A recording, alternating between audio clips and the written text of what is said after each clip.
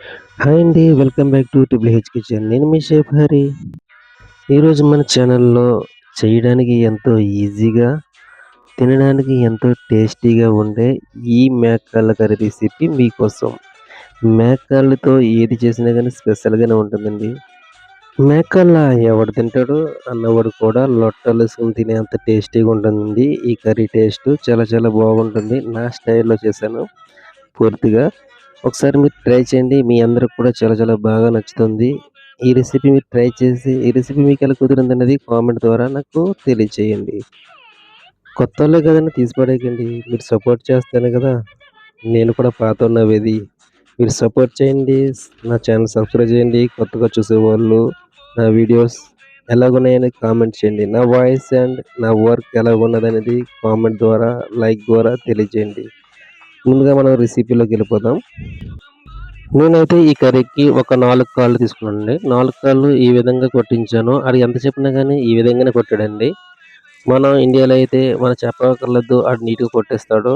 ఇక్కడ అయితే గనక ఆళ్ళని కొట్టించినట్టే మనం తెచ్చుకోవాలి సచ్చినట్టు అన్నట్టుంటది.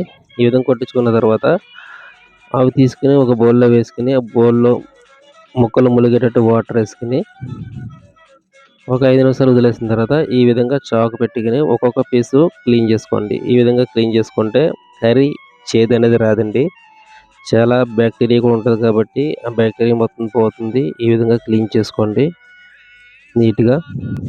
కాలు మధ్యలో కొట్టించుకున్నప్పుడు కింద భాగంలో గోర్లు ఉంటాయి కదండీ! ఈ విధంగా గోర్లు ఉన్నప్పుడు మధ్యలో ఉన్న స్కిన్ తీసేయండి. ఈ స్కిన్ తీసేసిన తర్వాత లోపల కూడా హెయిర్ ఉంటుందండి.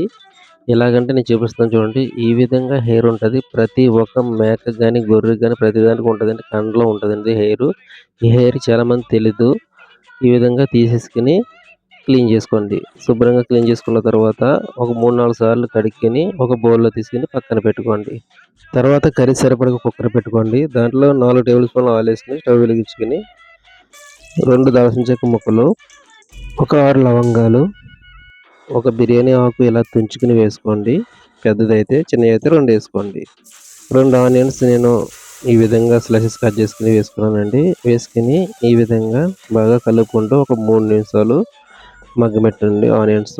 3 నిమిషాలు అయిన తర్వాత మనం కడిగి పెట్టుకున్న మటన్ పాయ ముక్కలు వేసుకోండి. వేసుకొని బాగా కలుపుకొని ఈ విధంగా ఒక టేబుల్ స్పూన్ కంటే ఎక్కువగా అల్లం వెల్లుల్లి పేస్ట్ వేసుకోండి. వేసుకొని అల్లం వెల్లుల్లి పేస్ట్ పచ్చి వాసన పోయే వరకు ఒక 2 నిమిషాల పాటు హై ఫ్లేమ్‌లో పెట్టి ఈ విధంగా తిప్పుకుంటూ ఫ్రై చేసుకోండి. కొంచెం కరివేపాకు కూడా యాడ్ చేసుకోండి. యాడ్ చేసుకొని బాగా ఈ విధంగా కలుపుకోండి. మన ఛానల్ సపోర్ట్ చేయండి, సబ్స్క్రైబ్ చేయండి, లైక్ అండ్ కామెంట్ మాత్రం మర్చిపోకండి. మంచి కలర్ ఉన్న 2 టమాటాలు మీడియం సైజులోయి ఈ విధంగా స్లైసెస్ కింద కట్ చేసుకొని వేసుకొని బాగా కలుపుకోండి. బాగా కలుపుకొని మూత పెట్టుకొని 3-4 నిమిషాల వరకు మీడియం ఫ్లేమ్‌లో పెట్టుకొని మగ్గించుకోండి.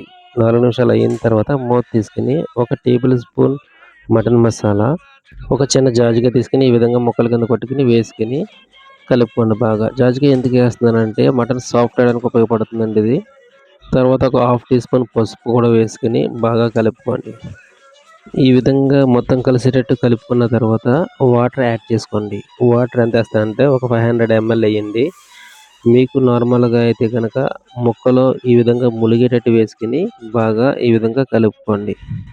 కొత్తగా చూస్తున్న ప్రతి ఒక్కరూ నా ఛానల్ సబ్స్క్రైబ్ చేయండి. లైక్ అండ్ కామెంట్ మాత్రం మర్చిపోకండి. వాటర్ వేసుకొని కలుపుకున్న తర్వాత మూత పెట్టుకొని ఇలా స్లోగా జాగ్రత్తగా బిగించుకోండి. నేనైతే స్టీల్ కుక్కర్‌లో పెట్టాను కాబట్టి ఈ విధంగా బిగించుకున్నాను. బిగించుకున్న తర్వాత ఒక విజిల్ వచ్చే వరకు హై ఫ్లేమ్‌లో ఉడకనివ్వండి. ఒక విజిల్ వచ్చిన తర్వాత లో ఫ్లేమ్‌లో పెట్టి 30 నిమిషాల వరకు ఉడకనివ్వండి. నార్మల్ కుక్కర్ అయితే 6 విజిల్లు వేయించండి.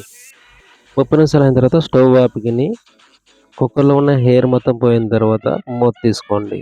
కుక్కర్‌లో వంట ఎంత తొందరగా అయిపోతుందో అంతే ప్రాబ్లమ్స్ ఉన్నాయండి. కాబట్టి కుక్కర్ పెట్టేటప్పుడు, ఓపెన్ చేసేటప్పుడు చాలా జాగ్రత్తగా వాడండి.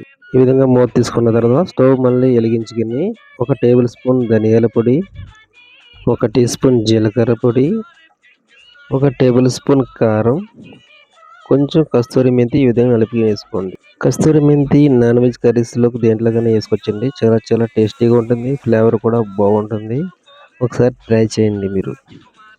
ఈ విధంగా అన్నీ వేసి బాగా కలుపుకున్న తర్వాత రుచికి సరిపడగా సాల్ట్ కూడా యాడ్ చేసుకొని బాగా కలుపుకోండి. దీంట్లో నేను హాఫ్ కప్ వాటర్ యాడ్ చేశానండి. ఆ క్లిప్ మిస్ అయింది.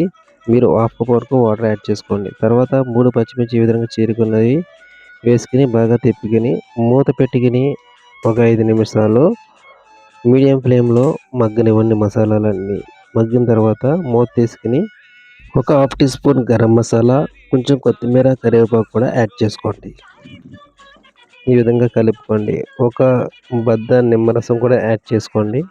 ఈ విధంగా యాడ్ చేసుకున్న తర్వాత కలుపుకొని మూత పెట్టుకొని హై ఫ్లేమ్‌లో ఒక 2 నిమిషాలు ఉడకనివ్వండి. హై ఫ్లేమ్‌లో ఇలాగ 2 నిమిషాలు ఉడికిన తర్వాత ఒకసారి ఈ విధంగా కలుపుకొని మంట ఆపేసుకోండి. అంతే, ఎంతో టేస్టీగా అంటే జ్యూసీగా ఉండే మేకాళ్ళ కర్రీ రెడీ. ఈ విధంగా వేడి వేడి అన్నం పెట్టుకొనండి మేకాల కర్రీ వేసుకొని తింటే ఉంటుందండి టేస్టు. చాలా చాలా చాలా టేస్టీగా ఉందండి ఈ కర్రీ అయితే.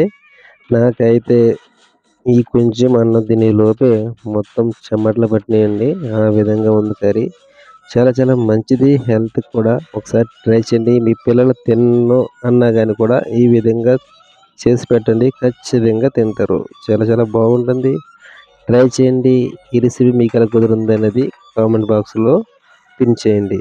నా ఛానల్ సబ్స్క్రైబ్ చేయని వాళ్ళు ఎవరైనా ఉంటే సబ్స్క్రైబ్ చేయండి. నన్ను సపోర్ట్ చేయండి. కొత్త వాళ్ళని సపోర్ట్ చేసేవారు ప్రతి ఒక్కరికి కూడా చాలా చాలా థాంక్స్.